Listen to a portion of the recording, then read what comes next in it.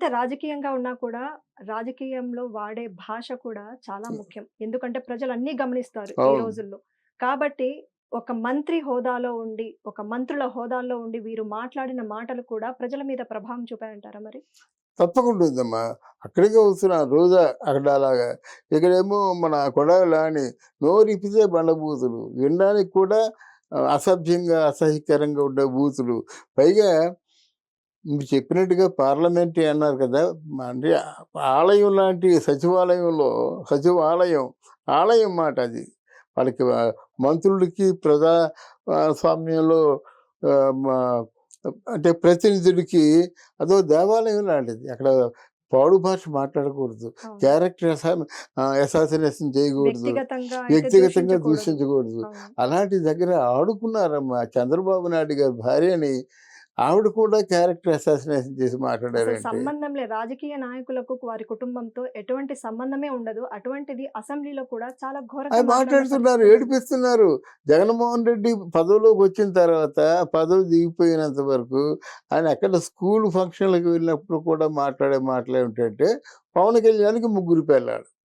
హ్మ్. ఇది ఇది తప్ప ఇంకేమైనా చెప్పాడా? అది ఆయన వ్యక్తిగతం. అది వాళ్ళ వ్యక్తిగతం అమ్మా. హ్మ్. ముగ్గురు ఉన్నటువంటి నెల్సన్ మండేలా నల్ల సూర్యుడు అవ్వలేదు. అలాగే ఇద్దరు పిల్లలున్నటువంటి శ్రీకృష్ణదేవరాయలు స్వర్ణయుగం చేయలేదు. పరిపాలన కావాలి. ప్రజల్ని ఎలా చూస్తున్నారు? ప్రజల్ని ఎలా కాపాడుకుంటున్నారు? అలాగే కెలామిటీస్‌ని ఎలా కాపాడుకుంటున్నారు? ఇది ఆలోచిస్తారు. మరి హుద్‌హుద్ తుఫాన్ వచ్చినప్పుడు చంద్రబాబు నాయుడు వెళ్ళిపోయి 15 రోజులు ఉన్నాడు విశాఖపట్నంలో. ముందు అదే చెప్పుకుంటారు. అవును. ఎందుకంటే ప్రజలు గమనిస్తారన్నమాట. అవును. మీరున్నారమ్మా ఆపదలో ఎవరు కాపాడారో వారిని మీరు అంటే గుర్తుపెట్టుకుంటారు. జీవితాంతం గుర్తుంచుకుంటాం. గుర్తుపెట్టుకుంటాం. అది మాట. ఇక్కడ చేసింది ఈ విడుదల రజనీ గాని, అంబటి రాంబాబు గాని, కొడాలి నాని గాని, వల్లభనేని వంశీ గాని, అనిల్ కుమార్ యాదవ్ గాని, ఒకరా ఇద్దరా ఎంత పేరు నాని గాని ఇలా తెల్లార్లేస్తే బండబూతులా? బండబూతులా? ఏమైంది ఈరోజు? ఎవరైనా వచ్చారా? ది సో కాల్డ్ ఎవరైనా కొత్తగా వచ్చినోళ్ళు ఓడిపోతారంటే అర్థం ఉంది గానీ, రాజకీయాల్లో అనుభవం ఉండి బొత్స సత్యనారాయణ అట్లాంటోడు. అంటే రాజకీయాల్లో కాంగ్రెస్ పార్టీలో బొత్స సత్యనారాయణ నంబర్ 2. అనుభవజ్ఞులు కూడా. ఆ! Number 2 place. అంటే రాజకీయాల్లో ధర్మాన ప్రసాదరావు గారు నంబర్ 2 ప్లేసు. ఇట్లాంటి వాళ్ళందరూ కూడా కొట్టుకుపోయినారంటే, మరి వాళ్ళు చేసిన స్వయంకృతాపరాధం కాదమ్మా? యెస్. అదే విధంగా ఎన్నికల రిజల్ట్స్ వచ్చిన తర్వాత ఆహ్, వైఎస్ జగన్ గారు కూడా ఒక ప్రెస్ మీట్ ఇచ్చారు. అందులో ఆయన చాలా బాధతో అంటే గతంలో చేసిన తప్పులన్నీ ఆయన నెమరేసుకోవడం పక్కన పెడితే, ఆయన నమ్ముకున్న వాళ్ళు, ఆయన నమ్ముకున్న పెన్షన్‌దారులవ్వచ్చు, లబ్ధిదారులు కావచ్చు, సంక్షేమదారులు కావచ్చు, వాళ్ళ ఓట్లన్నీ ఏమయ్యాయి? వాళ్ళ ప్రేమంతా ఏమైంది? వాళ్ళ ఆప్యాయత ఎక్కడికెళ్ళిందనేది చాలా ఎమోషనల్‌గా ఫీలయ్యారు. మరి ఇదే ఫీలు, ఇదే ఎమోషనల్, ఇదే కొంచెం గతంలో వారు ఆలోచించుంటే బాగుండేదంటారా? అదేనమ్మా చరిత్ర చెబుతుంది మనకి.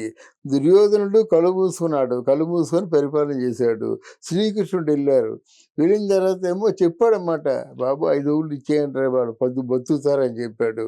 అయితే అప్పుడు ఇంకో మాట చెప్పాడు. చెల్లియో, చెల్లకో ఏదో తప్పులయిపోయాయి ఇప్పుడు. అయి పాస్ట్ ఈజ్ పాస్ట్. యెస్. వాళ్ళకి 5 ఊళ్ళు ఇచ్చేయండి.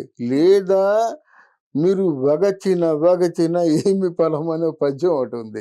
అలా ఇక్కడ జగన్మోహన్ రెడ్డి ఇప్పుడు ఎంత విచారిస్తే చేసిన తప్పులు చేసేసి విచారిస్తే ఏమిటి? చరిత్రలో రావణాసురుడు చేయరాని తప్పులు చేశాడు. ముఖ్యంగా సీతాపహరణం. ఆ లాస్ట్‌లో రాముడితో యుద్ధానికెళ్ళినప్పుడు అందరూ చచ్చిపోతారు. ఈయన తప్పనిసరిగా యుద్ధానికెళ్ళాలి. అక్కడ అంటే రావణ మానసం అని ఒకటుంది. అది అసలు నాకసలు ఆలోచన అష్టదిక్పాలకుడిని నేను నా కాళ్ళ కింద ఉంచుకున్న వాడికి నాకు ఈ ఆలోచన ఎందుకొచ్చింది? ఆలోచన. తర్వాత నేను ఆహ్, జ్యోతిష్ జ్యోతిష్ బ్రహ్మ ఆయన. ఇంత ఇన్ని స్థితిగతుల్ని సూర్యచంద్రుల్ని కూడా శాసించే జ్యోతిష్యం నాకుంది కదా!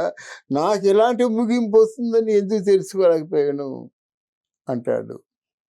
అలాగే నేను తీసుకొచ్చిన బండోదిరి పరాయి వాడి భార్య కదా!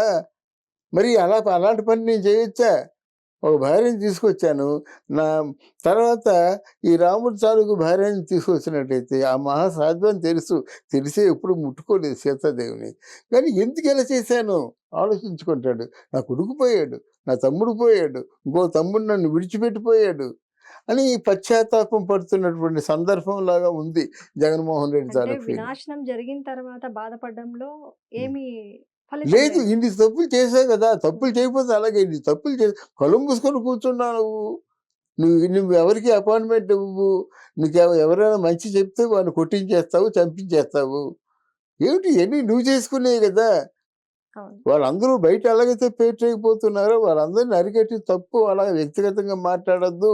మీరెప్పుడు చెప్పినా పరిపాలన గురించి చెప్పండి అని చెప్తే బావుండు కదా!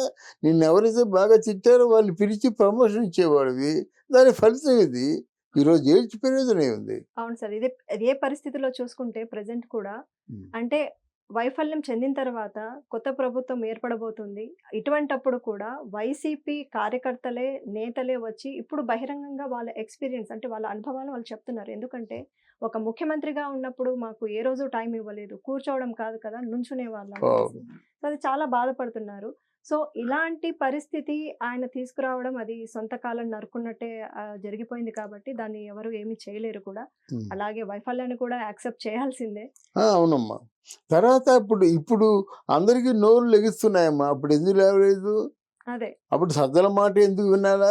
అందరూ వాళ్ళు ప్రజాప్రతినిధులుగా గెలిచారు కదా! ఎంత మీ ఫోటో పెట్టుకొని గెలిచినప్పుడు కూడా వాడికి కూడా కొన్ని మనోభావాలు ఉంటాయి కదా! వాళ్ళు గెలిచే ముందు వాళ్ళ ఊళ్ళలో కొన్ని ప్రామిసులు చేస్తారు కదా! వాళ్ళు కొన్ని పనులు చేయించుకోవాలి కదా! ఈ ముగ్గురు, నలుగురు తిట్టేవారన్న మంత్రులు వాళ్ళు మంత్రులు కాదా? పోనీ మంత్రులకేమైనా ఆ శాఖలు తెలుసా?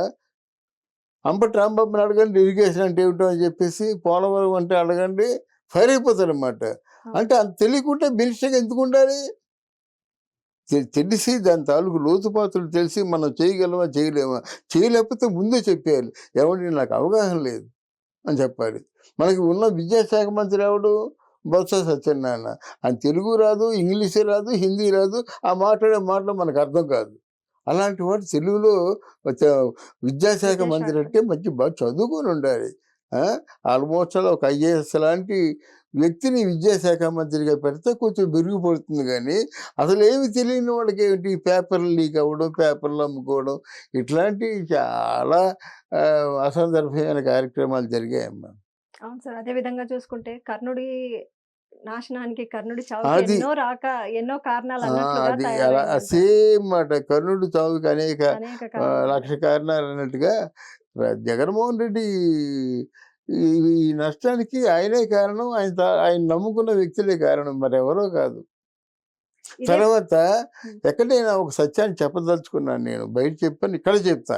ఎందుకంటే ఏ ఇంటైతే ఆడబిడ్డ కంట నీరు కారిందో, ఏ ఏ ఇంటైతే ఆడబిడ్డ గుండె గాయపడిందో, ఆ ఇల్లు అవును. కీర్తించదమ్మా. అది దేవుడు చెప్పిన సత్యం. ఇప్పుడు కాదు, తరతరాల నుంచి ఉంది. ఆ కుటుంబంలో పుట్టిన నీ రక్తం పంచుకు పుట్టిన ఆడబిడ్డ కన్నీరు మున్నీరుగా ఏడుస్తూ కొంగు చాచి అవును. ప్రజల్ని ఓట్లు అడుక్కుంటుందంటే, అలాగే ఏ తల్లి కూడా నా కొడుకు ఓటేయొద్దని చెప్పదు. అలాంటి తల్లి విజయమ్మమ్మ చివరిలో మీరందరూ దయచేసి మీ ఓటుని షర్మిలమ్మకే వేయండంటే, అది ఎంత కడుపు మంటై ఉంటుందది. అవును. తల్లి. అవును. అంటే పులివెందుల్లో వైఎస్ రాజశేఖర రెడ్డి గారి తాలూకు అక్కడ సమాధి దగ్గరికి వెళ్ళి ఇలా ప్రేయర్ చేసింది. నా బిడ్డకి కాపలా కాయండి, నా బిడ్డని దీవించండి, నా బిడ్డని మళ్ళీ ముఖ్యమంత్రిని చేయండి అని అక్కడ ప్రేయర్ చేసింది. ఎందుకంటే ఒకప్పుడు నా బిడ్డని వైఎస్ రాజశేఖర రెడ్డి గారి తర్వాత నా బిడ్డని ముఖ్యమంత్రిని చేయండి అని అడిగిన విజయమ్మ గారే అవును. తర్వాత 5 ఏళ్ల తర్వాత చూసుకుంటే పరిస్థితి చాలా మారిపోయింది. అవును. సో, ఇలాంటి పరిస్థితి కూడా వైఎస్ జగన్ గారు తన కుటుంబం నుంచే ఎదుర్కొన్నారంటే అవును. దానికి ఏమనాలి? అది అహంకారం అమ్మా. అసలు స్థాపక అధ్యక్షురాలు ఆహ్, అసలు ఆవిడ పవర్ నథింగ్. గౌరవం కోసం పెట్టుకుంటారన్నమాట. హ్మ్. అంటే రాజశేఖర రెడ్డి వారి భార్యగా ఆ పార్టీ స్థాపక అధ్యక్షురాలు. అసలు యాక్చువల్‌గా వైఎస్ఆర్‌కిని రాజశేఖర రెడ్డి గారికి ఏ సంబంధం లేదు. ఎవరో యువజన శ్రామిక రైతు పార్టీ అన్నారని వైఎస్ఆర్ కలిసొచ్చింది. ఆ హ్మ్. పార్టీని కొనుక్కున్నారు వీళ్ళు. వైఎస్ఆర్ ఓకే. పేరుతో ఉన్న పార్టీ కాదు ఒకటి. కనీసం ఆ పార్టీకైనా స్థాపక అధ్యక్షురాలుగా పేరు పెడితే వచ్చిన నష్టం ఏంటి? ఆ పేరుంటే వచ్చే నష్టం ఏమిటి? ఆ రోజు నీ తల్లి ఎంత ఏడ్చింది? కనీసం నాకు ఈ పేరు కూడా లేకుండా చేస్తావిట్రా దుర్మార్గుడని. ఎంత కష్టపడ్డది, కళ్ళమ్మట నీళ్ళొచ్చాయన్నమాట. చెల్లిని బహిష్కరించాడు. చెల్లెవరు ఆల్మోస్ట్ ఆల్ జగన్మోహన్ రెడ్డికి మౌత్ పీస్‌గా పడింది. తర్వాత 16 నెలల పాటు ఆవిడ కాళ్ళకు బలపం కట్టుకొని పాదయాత్ర చేసింది. అన్నని గెలిపించమని. ముఖ్యమంత్రి అయిన తర్వాత ఆవిడని పక్కకు తోసేయవలసిన అవసరం వచ్చింది. తర్వాత మీరెవరో అనుకుంటున్నారు ఆస్తులు, వనరులు ఇవన్నీ మాకెందుకండి? ప్రజలకు ఎందుకండి వాళ్ళ ఆస్తులు? ప్రజలకేమైనా ఇచ్చేస్తారా? కానీ ప్రధానంగా ఎథిక్స్, విలువల గురించి మనం మాట్లాడుకుంటున్నాం.